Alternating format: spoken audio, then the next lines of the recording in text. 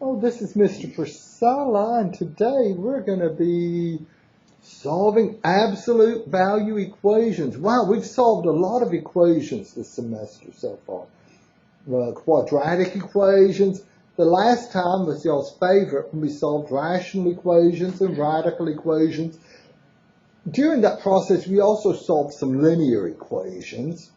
Today we're going to be solving absolute value equations. And it's sort of important to be able to distinguish what type of problem is it. If it has a square root in it, it's a square root equation. If there's fractions in it, it's a rational equation. Quadratic equations must have an x to what power? A quadratic equation. That has to have an x squared. Well, these equations, hopefully it'll be pretty easy to spot them because they've got to have absolute value bars in them. So let's review what absolute value is. Absolute value, those vertical bars, I didn't just write 11. Absolute value of x. Ooh. I need a different red pen. Okay, I'll put that out there and use this one. Absolute value of x denotes the distance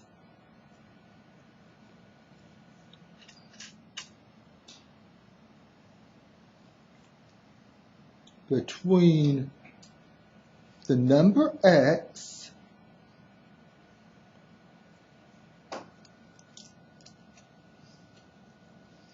and 0 on the number line.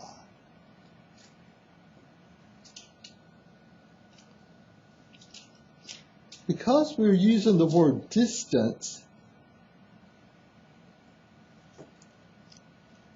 that sort of means that the absolute value can't be negative. Distance is never negative.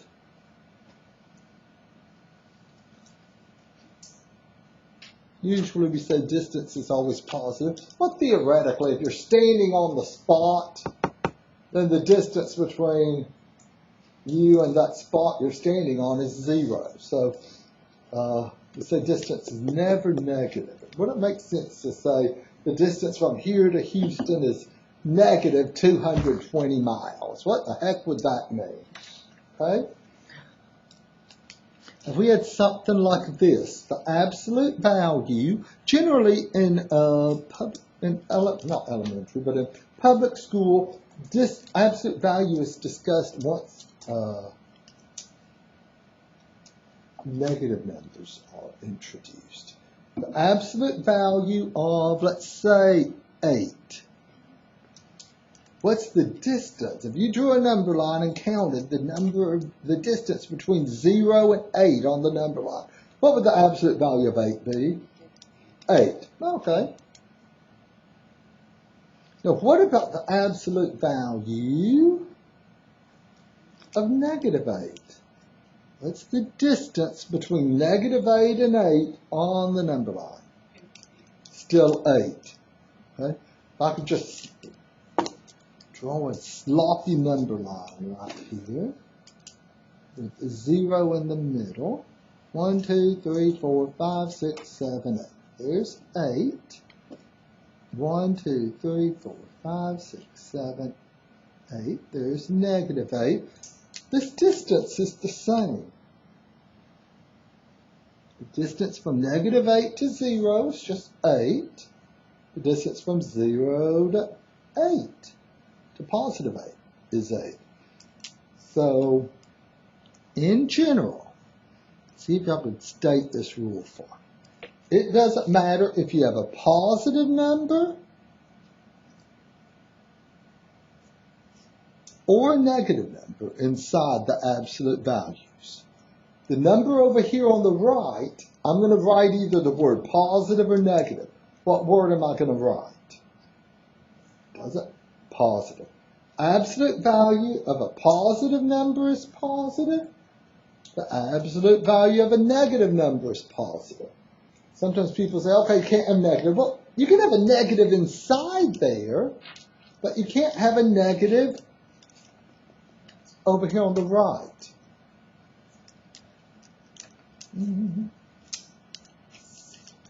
Let's do problem number 1 before I get timed out of this. So I've clicked on my videos. Here's problem 1. Pretty short assignment. I think there's only 7 of them here. Okay. It says solve, this is problem 1, solve absolute value of x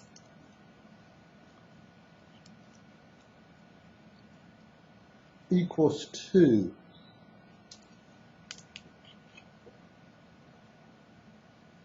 Now, I'm going to sound really stupid, but I wasn't up here writing and not showing the screen, was I?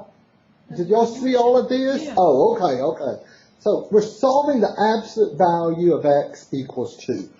When it says solve an equation, your answer is always going to be x equals some number. Sometimes it's x equals maybe 2 numbers.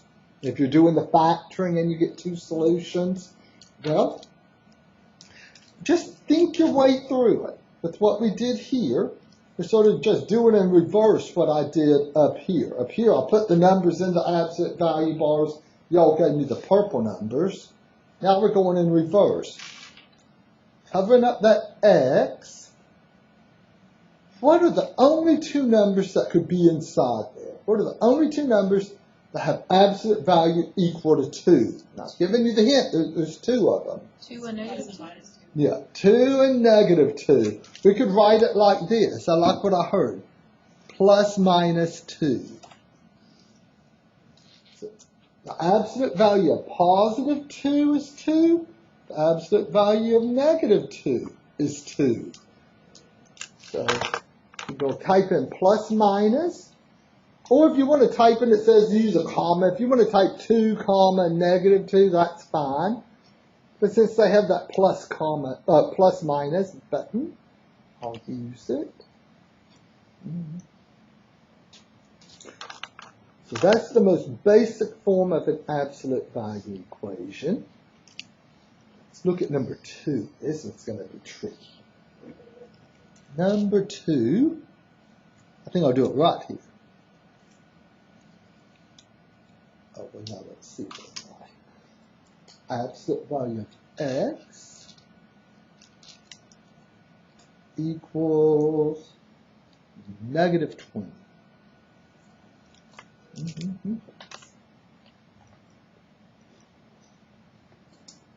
Absolute value of x equals negative 20. Now let's look at our answer. Our instructions here. We can either type in an answer like we did on number 1, or we have this option B, the solution set is the empty set. That's another way of saying there's no solution. Okay? So let's think about this. Don't say plus minus 20. What's wrong with this one? Negatives on the right side. That negative on the right-hand side. There's no way. If you put a 20 in here, you're going to get a positive 20 for the absolute value. Same thing for negative 20. You can't have this negative number on the right-hand side here. Because it's negative, there's no solution. Or how did they word it? The empty set? Yes. Okay.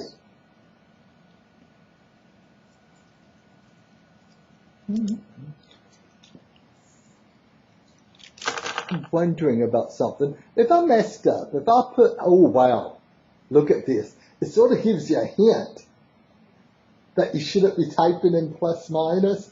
Y'all see what I mean? When I clicked up here, it doesn't show that plus minus. Okay, so it's not as tricky as all that. There, if I click here.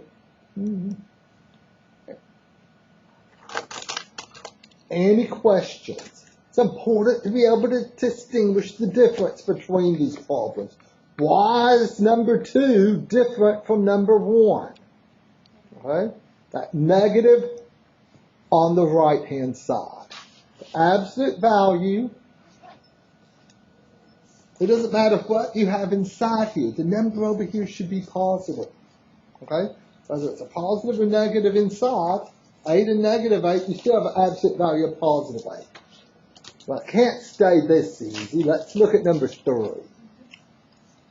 Oh, there's number 3. Let me write it down. The absolute value of x minus 9 equals 10. Absolute value of x minus 9 equals 10. Well, we're going to approach this just by thinking our way through. I'll eventually tell you the name of the method you'd use for solving something like this, but we'll see if we can figure it out on your own. Ignoring the x minus 9. You didn't switch the screen.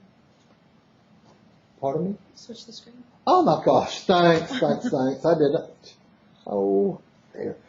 Keep doing that, okay? So, we have a positive number on the right. Okay, good. So that means there should be a solution. Now, covering up that x minus 9, what are the only two numbers that could be inside there to get an absolute value equal to 10? 10 or negative 10.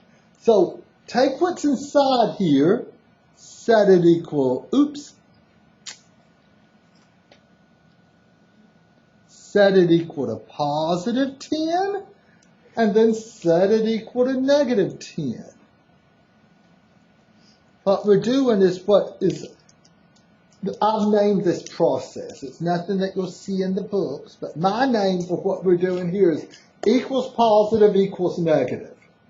Okay? So we take what's inside here and say x minus 9 is either positive 10 or negative 10. Now we have two. What type of equations are these? Linear or yeah, they're linear. There's no exponents in them. So just isolate the x. Here on the red equation, what would I do to get this x by itself? Add 9. Add 9 to both sides. So there's my first answer. 10 plus 9, 19. That means if I plug the 19 in for x, you can do this in your head. You can sort of check it in your head rather than relying on Pearson to say correct. If you put a 19 here, are we getting a positive 10 inside there? 19 minus 9? Yeah, okay. That would give me a positive 10, and the absolute value of positive 10 is 10. Now, let's solve the green one here. Add 9 to both sides. I'm going to do that. That means add 9. So negative 10 plus 9. Is that going to be a negative 1? Okay. Now, if I plugged in and checked it, negative 1 minus 9, that gives me a negative 10 inside here. And the absolute value of negative 10 is at 10? Yeah. So 19 and negative 1 are the answers. Come right here. 19, comma, negative 1. Thinking, oh, it's got to get harder. Well, it'll get harder. Not a lot harder. Number 4. This is another one that I'll refer to as equal positive, equal negative. Let me write it down.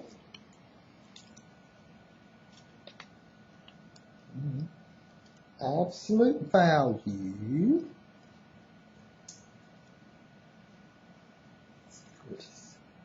absolute value of 2x minus 1. Oh, I messed up. I don't want it to look like 12x minus 11. And it sure does, doesn't it? This is blue here. All looks black to me. But this is not 12x minus 11. It's absolute value of 2x minus 1 equals 6. Well, let's use the same logic we used on number 3. Ignoring the 2x minus 1. What are the only two numbers that can go inside there? Plus or minus 6. So take what's inside there, set it equal to positive 6, and then set it equal to negative 6. So find the x values that give you positive 6 and the x values that give you negative 6. Let's see. Solving the first one. What would I need to do? Add 1. Add 1, so I'd have 2x equals, is that 7? Yes. And then do what? Divide by 2. So we're going to get a fraction on this one, aren't we? 7 over 2 is my first answer. Now that might not be, you might think, oh, that's harder to check than the one up here. Well, just barely. If you plug the 7 over 2 in here for x, y'all imagine cross-canceling the 2's? 7 minus 1, that's positive 6. What about 2x minus 1 equals negative 6? I will add 1. So we have 2x equals negative 6 plus 1. Is that a negative 5? Yes. And then Divide by 2. So if we plug a 7 over 2 in for x, we get a positive 6. If we plug a negative 5 over 2 in for x, you get a negative 6 inside. Okay. 7 over 2 and negative 5 over 2. Over here. 7 over 2. Don't do what I just did there. Putting the comma in the denominator of the fraction. Sometimes it'll take it, sometimes it won't. The comma should be between the two numbers. So I'm going to hit the right arrow, then the comma, and negative 5 over 2. And I will check it. Any questions? So if we have absolute value equal positive, you go equal positive equal negative. If it had been absolute value equals a negative number, I guess those are the easiest, just say no solution. Here's an important statement. I'm going to put a star. Write it like this. Always, y'all know what an exponent of cube is, right? Like 5 cubed means 5 times 5 times 5. Instead of writing always, always, always, I'm just writing always cubed. Always, always, always. Isolate the absolute value bars first. You should have absolute value on the left, number on the right. Positive number if you want to, always, always, always isolate the absolute value bars first. What the heck do I mean by that? Look at number 5. Are y'all caught up with me? Go on to number 5. That's not a 14x. That's absolute value of 4x. Then a minus 1 equals 23. I'm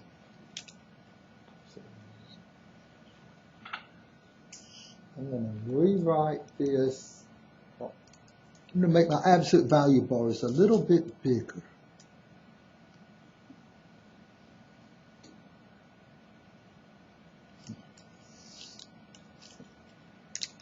How does this problem look different from the other ones? Well, on the first four, we had absolute value bars on the left, a number on the right. Absolute values on the left, number on the right. Even on number 4, absolute value on the left, number on the right. What am I trying to say with this red star rule here? There's only one correct first step. Only one correct first step. What do I have to do? Isolate. I have to isolate these absolute values by doing what? What will get rid of this subtract 1? Add 1 to both sides. You've got to have these absolute values by themselves on the left with the number on the right. You don't need this other stuff right here. It's minus 1. I'll add 1 to both sides. So now we have absolute value of 4x equals, is that a 24? Yes. Now can we go ahead and do the equal positive, equal negative? Yeah, what are the only two numbers that have absolute value equal to 24? Well, positive 24 and negative 24. Are y'all following my logic? Yes. Any questions? So, 4x equals positive 24.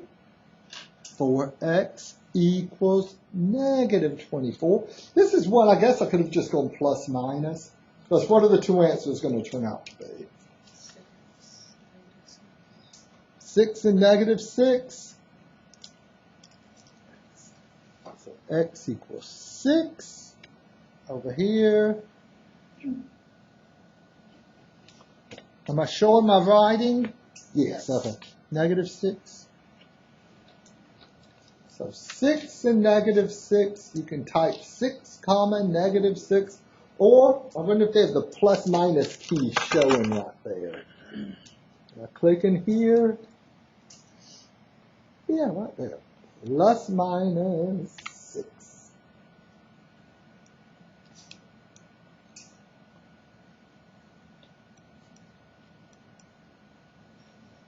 Any questions? Okay. It's going to be important in the next assignment. If you have absolute values with something else, you've got to get those absolute value bars by themselves. Okay? Let me see. Come over here and say, next question. It's got to get harder, right? Problem number 6. Are these absolute value bars already isolated? Yeah, I mean, there's a fraction there, but they're isolated. So we have absolute value of 2x minus 1 all over 3 equals 9. Next time we're going to be solving stuff, instead of having an equal sign, it's going to have a less than or a greater than sign.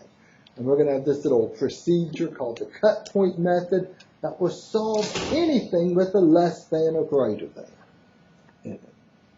So, on this one, the absolute value bars, don't, even though there's a fraction here, don't let that panic you or worry you. The absolute value bars are by themselves. So if I just cover all of this stuff up, what are the only two numbers that have absolute value equal to 9? 9 and negative 9? You're still going to just do plus minus, okay? On this one, don't let the fact that there's a fraction here scare you. Take what's inside there, 2x minus 1 over 3. Set it equal to positive 9. And then set it equal to negative 9.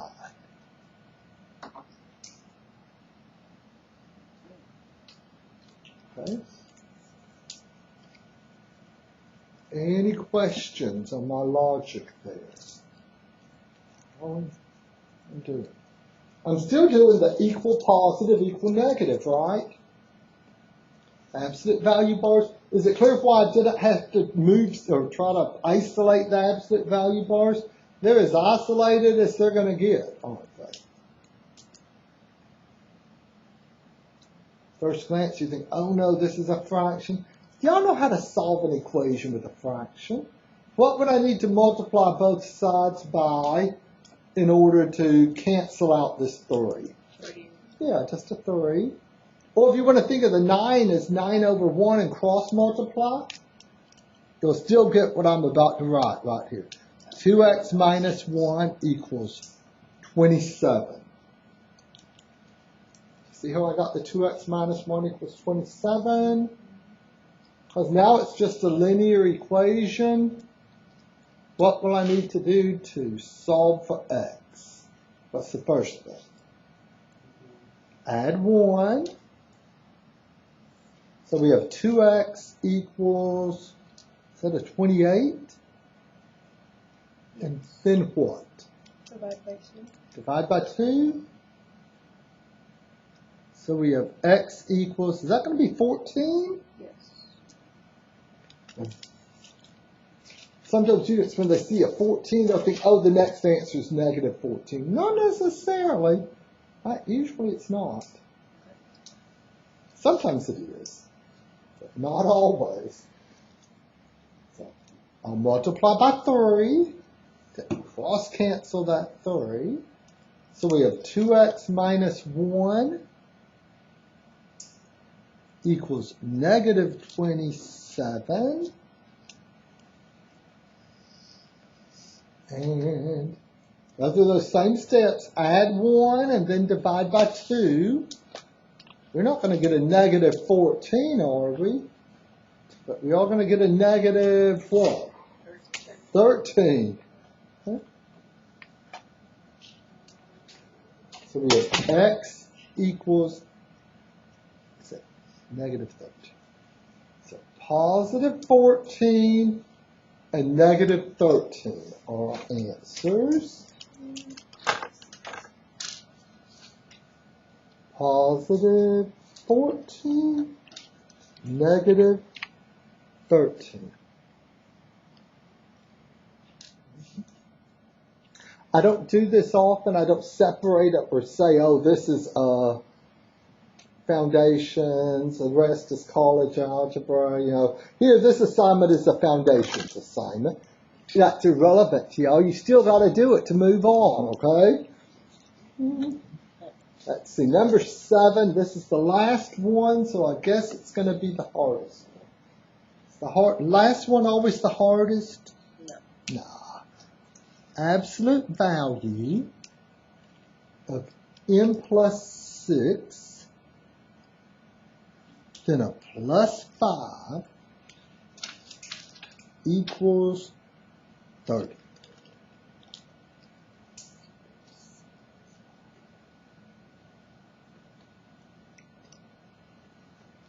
There's only one correct first step here.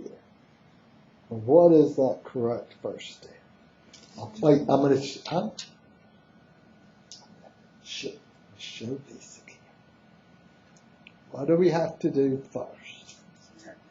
Subtract that 5, okay? If you find yourself getting one right number and one wrong number, then on this problem, you didn't subtract 5 first. You've got to isolate those absolute value bars first. So if I subtract 5, I have absolute value of m plus 6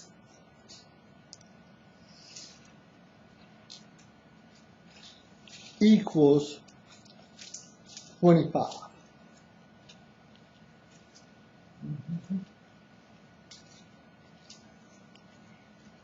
Now am I ready to go equal positive, equal negative? Yeah.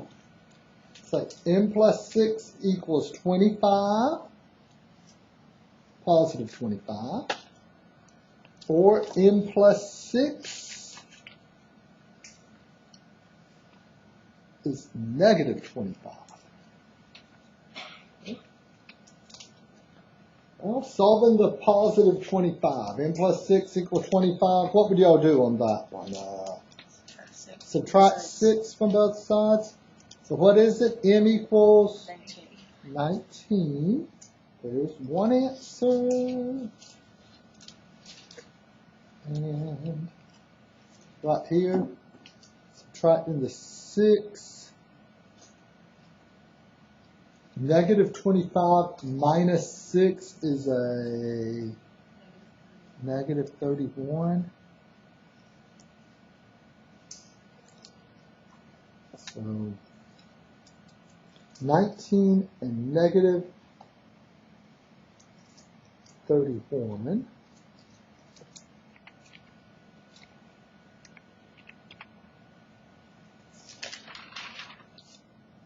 Now, I want to emphasize how important this isolating the absolute value bars are. I'm going to change up number 30 just slightly, okay? I'm going to look at it. This had been the problem. Absolute value. There's a point to this. Absolute value of m plus 6. All I've done is switch the 30 and the 5. Does that change the problem a lot? Well, first thing you have to do is isolate those absolute value bars. When I subtract 30, what am I going to get? I have absolute value of m plus 6 on the left. What number on the right? Negative 25. Okay, this is one of those with the negative on the right. You don't go equal 25 equal negative 25. If there's a negative number on the right, then it's like this problem too. It's negative. Because that number's negative, there's no solution, or if it's empty set, however they word it. Okay. And that point. Now 90, do y'all see where it says 90 up here? And 90 changed to 100. Now, before y'all all stand up and leave, I do want to review something called interval notation, because I'm going to assume you know how to do that the next time, okay? Or that you've seen it before. It's not hard. If you haven't seen it, nothing difficult, okay? So I want to review something called interval notation. I'm going to draw a number line. The next time, every problem we do, we're going to be drawing a number line and labeling numbers on it. So let's see. Here's my little number line.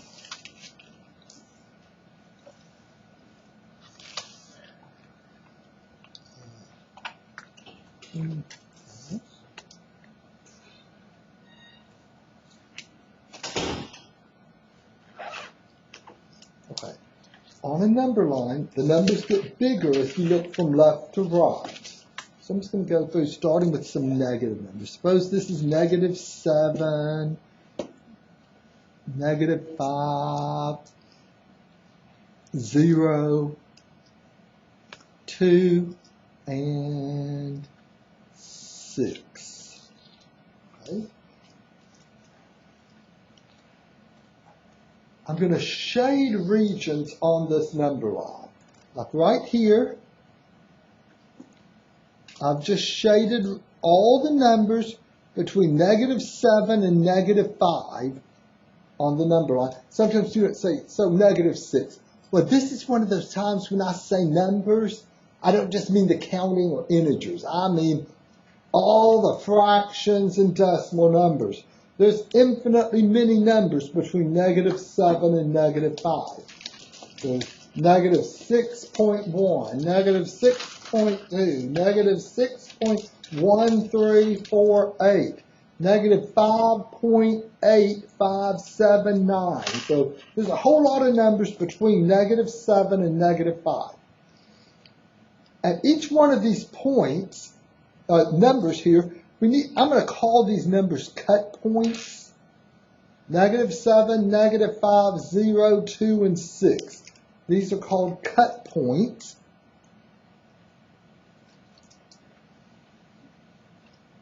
Because we're cutting the number line into pieces. Oh. And at each cut point, we'll have either an open circle or a closed circle. This is a closed red circle at negative 7 and an open circle at negative 5. A closed circle means include the number. An open circle means exclude. So if in words someone said, what region is shaded red? You'd say all the numbers between negative 7 and negative 5, including, because it's closed, negative 7, not including negative 5. I wrote exclude, but my habit is not to say exclude. My habit is to say not including. So this is all the numbers between negative 7 and negative 5, including negative 7, not including negative 5. Now I'm going to shade a black region. All the numbers between 0 and 2, I'm shading black. And let's go ahead and include both of these. Realize it's more than just, when I say numbers between 0 and 2, it doesn't just mean 1. 0.1, 0.2, 0.11, all of those are between it. So if someone asked you, say in words what region you've shaded black, you'd say all numbers between 0 and 2, including 0 and including 2. Okay? Now, I'm going to shade one more region, purple. Put a closed circle at the 6. What region did I shade purple? Well, it looks black to me, but pretend this is purple up here, right there. This third region that I've shaded, it's all the numbers to the right of 6, including 6. Okay. So here we're graphing numbers on intervals on a number line. With interval notation,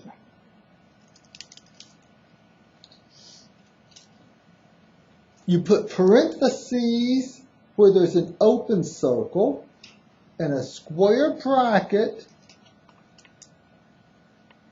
for closed circles. What I'm about to write is called interval notation. It's how do I say or write out without using all the words. All the numbers between negative 7 and negative 5, including negative 7, not including negative 5. The shorthand notation for that looks like this. I put a bracket, because there's a closed circle, then negative 7, comma, negative 5, parentheses. Why parentheses? Because there's an open circle there. This notation here means all numbers between negative 7 and negative 5, including negative 7, not including negative 5. You know what? Instead of writing a separate statement there, I probably should have done this. Oops. Bracket. Parentheses. I wonder if I made two separate statements. Now, let's write the black interval in interval notation. We would go bracket 0, comma 2, bracket. Oh, so we know on the page. With interval notation, you go from left to right on the shaded intervals. Okay? You don't, if the interval isn't shaded, don't write the interval notation for it. Interval notation is only for the shaded regions. When we're doing the problems the next time, we're going to be drawing a number line, finding these cut points, labeling the cut points with open or closed circles, and shading regions. The way it'll look when we're doing it next time is, if it's not shaded, I'll cross them out. Okay? We're looking only at the shaded regions. What about this purple region? We start off with a 6, and it has a square bracket. Now, we like this comma something. Well, I'm going to label these arrows with infinity symbols. I'm going to call this right arrow over here a positive. That's not an 8. I took great care to make sure there's no 8s anywhere on here. That's an infinity. Over here, negative infinity. So when I draw my number lines next time, I'll be labeling the left arrow with negative infinity, the right arrow with positive infinity. By doing that, we can continue this same pattern. 6, comma, instead of putting a number, we'll put infinity. But the question is, open or close parentheses on infinities? Bracket or parentheses on the infinities. What should we use? Well, brackets mean including. Does it make sense to talk about including infinity? Realize infinity is just this arrowhead. Would it make sense to talk about including this arrowhead here? No. In general, always put parentheses by infinity symbols. So what I've written over here is what's called the interval notation. And we're going to do one other thing here to indicate that this is all one number line, not 3 separate number lines. You connect them with something that you may have seen way back in another class. You may not have. It looks like a U, but it's called a union symbol. And that's just saying it's on the same number line. If there'd actually been 3 separate number lines, then you wouldn't have those union symbols. Okay? And next time, you'll be able to impress yourself.